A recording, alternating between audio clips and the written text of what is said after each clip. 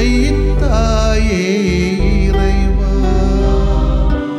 இறை மகனே இறைவா, தூய ஆவியே இறைவா, உம்மை புகழ்கின்றோம். அன்புருவான இறைவா, அகிலம் காக்கும் இறைவா, அமைதி அருளும்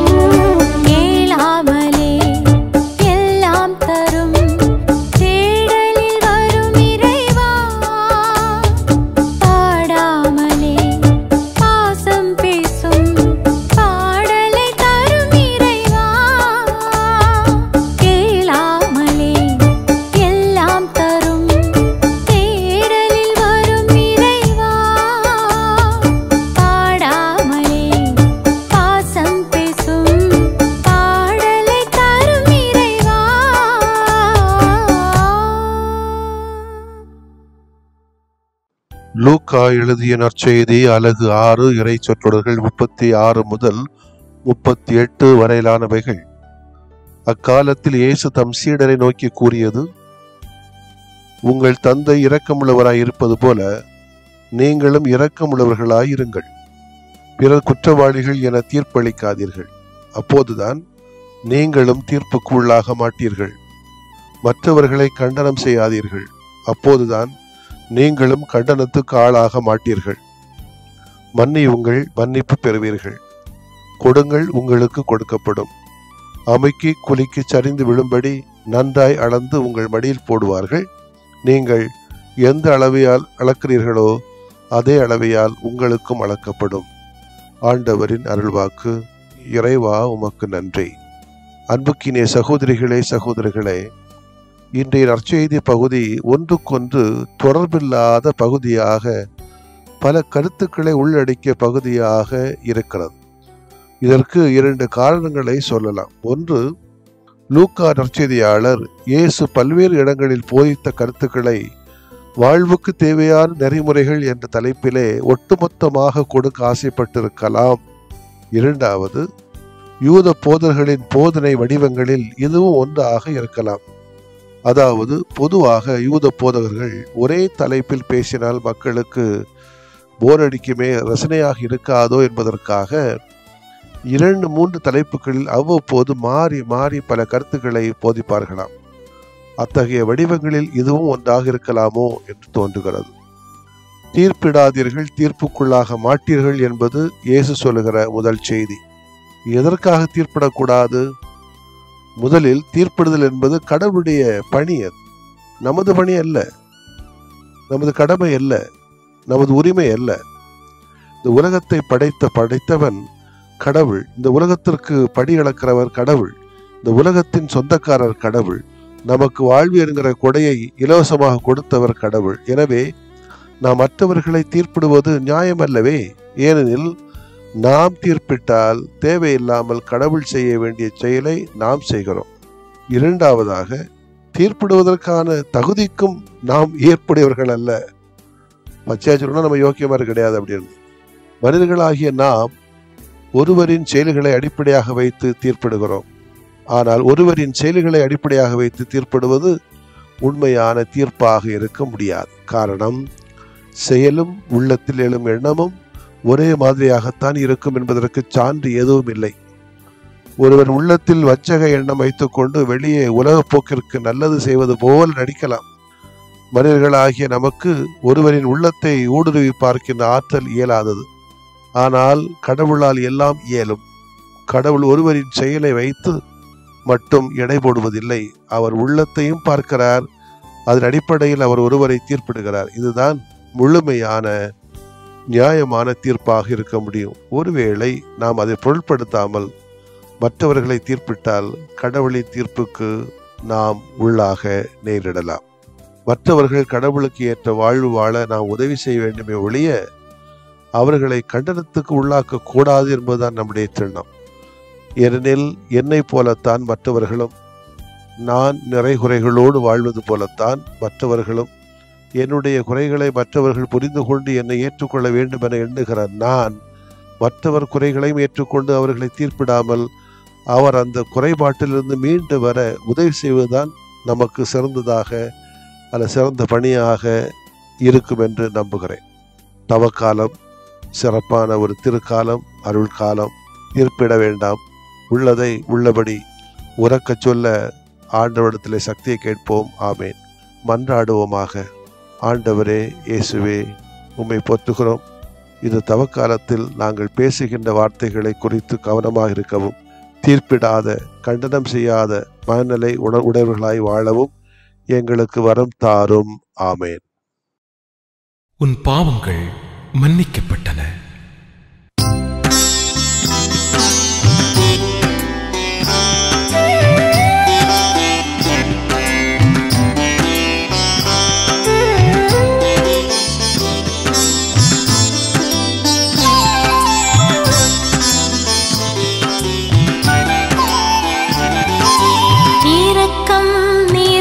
இறைவா,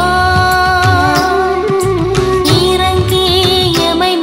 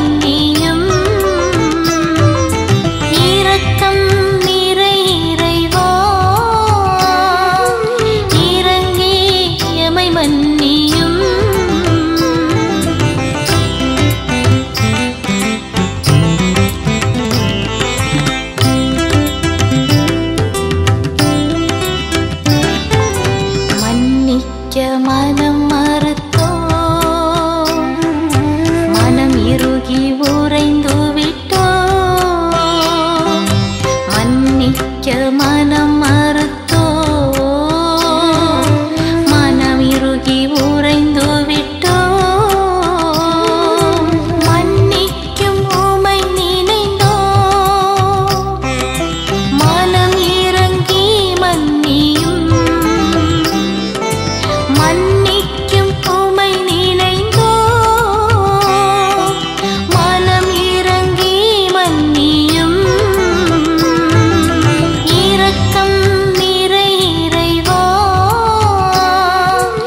இறங்கி எமை மன்னியும்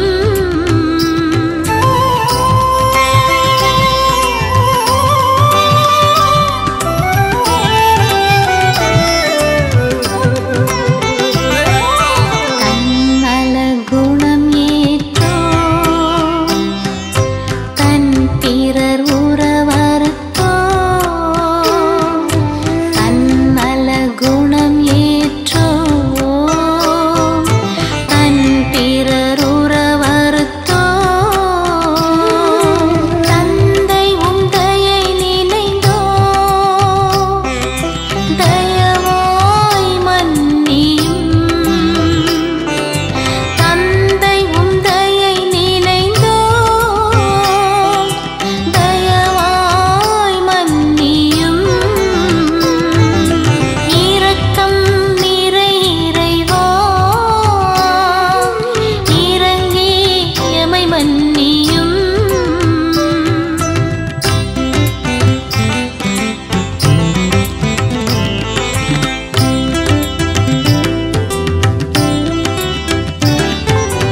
இயற்கையை தினம் அழித்தோ இகம் தன்னை காயச் செய்தோ இயற்கையை தினம் அழித்தோ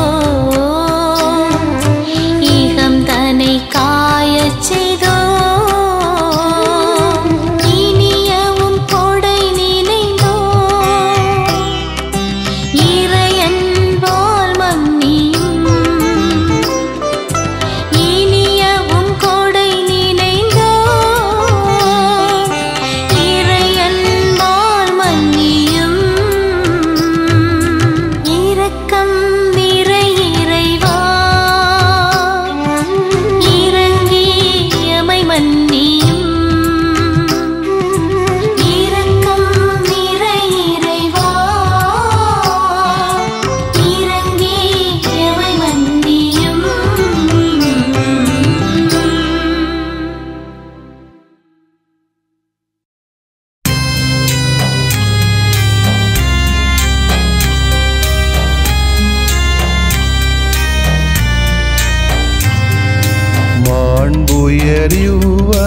மாண்புயரிவருள்ளடையாளத்தை தாழ்ந்து பணிந்து ஆராதிப்போ பழைய நியம முறைகள் அனைத்தும் இனி மறைந்து முடிவு பெறுக புதிய நியம முறைகள் வருக புலன்களாலே மனிதன் இதனை அறிய இயலா குறைகள் நீக்க நம்பிக்கையின் உதவி பெறுக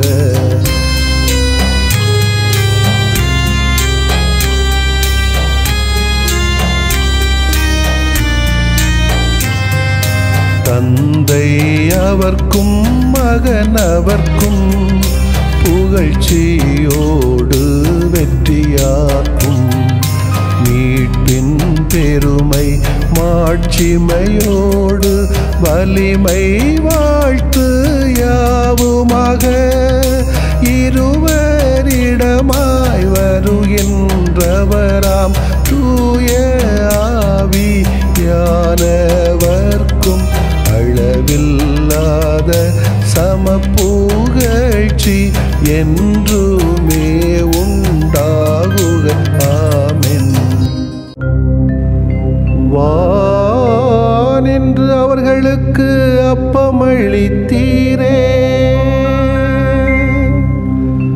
இனிமையெல்லாம் தன்னகத்தே கரத்தில் கொண்ட அப்பம் இதுவே. மன்றாடுவோமாக. இறைவா, இந்த வியப்புக்குரிய அருளடையாளத்திலே உம்முடைய பாடுகளின் நினைவு எங்களுக்கு விட்டு சென்றீ. உம் திருவுடல் திருரத்தமாகியவற்றின் தூய மறைவருளை வணங்கும் நாங்கள் உமது மீட்பின் பயனை இடைவிடாமல் துய்த்து உணர்ந்து மகிழ அருள்வீராக. தந்தையாகிய இறைவனோடும் தூய ஆவியாரின் ஒன்றிப்பில் இறைவனா என்றென்றும் வாழ்ந்து ஆட்சி செய்கின்ற உம்மை மன்றாடுகிறோ.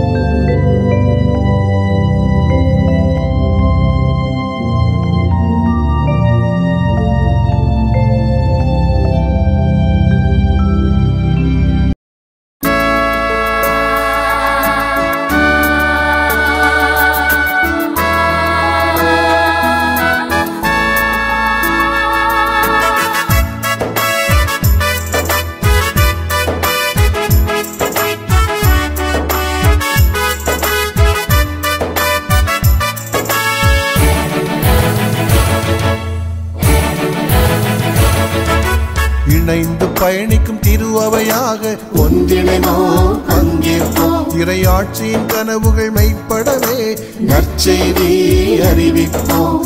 இணைந்து பயணிக்கும் திருஅவையாக ஒன்றிணைவோம், பங்கேற்போம். இறையாட்சியின் கனவுகள் மெய்ப்படவே நற்செய்தி அறிவிப்போம். தந்தை கடவுளின் அன்பினிலே, ஆண்டவர் இயேசுவின் வழியினிலே, தூய ஆவியின் ஒளியிலே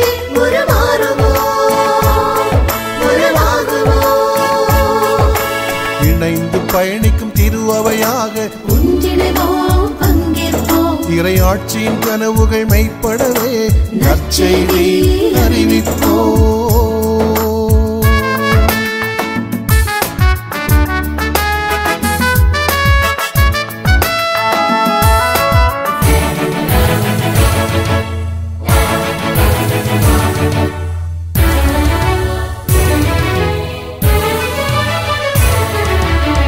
மக்கள் குழுமமே வாழும் திருஅவையா, திருமுழுக்கால் நாம் எல்லாம் உறுப்பினரா. இறை மக்கள் குழுமமே வாழும் திருஅவையா, திருமுழுக்கால் நாம் எல்லாம் உறுப்பினரா. உயர்வு தாழ்வு என்று மையம் விளிம்பு என்று பிரிவினை இங்கு இல்லையே. பெண்கள் ஆண்கள் என்னும் திருநிலை பொதுநிலை ஏற்ற தாழ்வு இங்கு இல்லையே. அனைவரும் கடவுளின் பிள்ளைகள் ஆயினோ,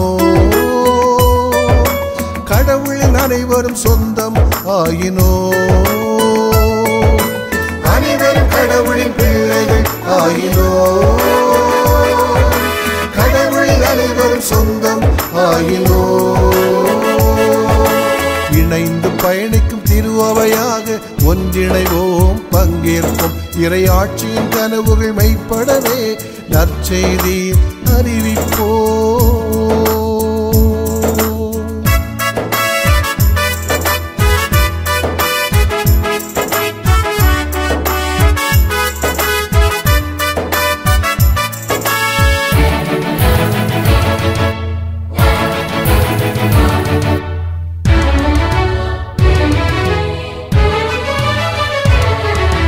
காலத்தின் அறிகுறி கருத்தாய் ஆய்ந்தறிந்து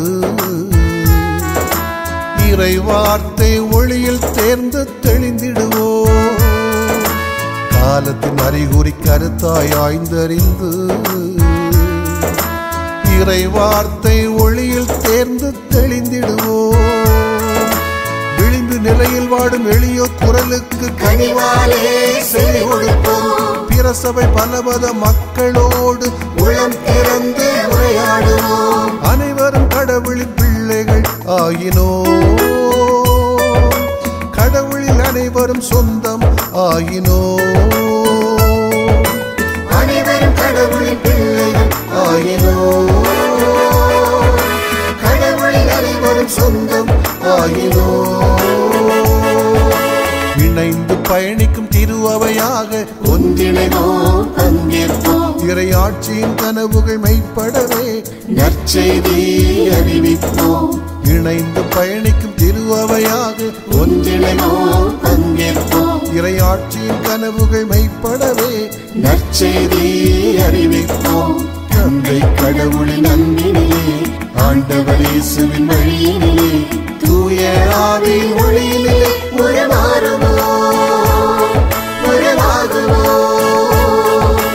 இணைந்து பயணிக்கும் திருஅவையாக ஒன்றிணைவோம், பங்கேற்போம். இறையாட்சியின் கனவுகள் மெய்ப்படவே நற்செய்தி அறிவிப்போம்.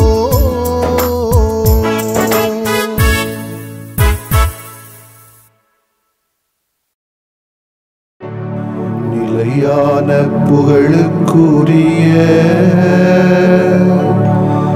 தூய இறை நன்மைக்கு எல்லா காலமும் தொழுகையும் புகழும் போற்றியும் ஆட்சிமையும் உண்டாக கடவது. போற்றியும் ஆட்சிமையும் உண்டாக கடவது. தந்தை, மகன், தூய ஆவியாரின் பெயராலே ஆமென்.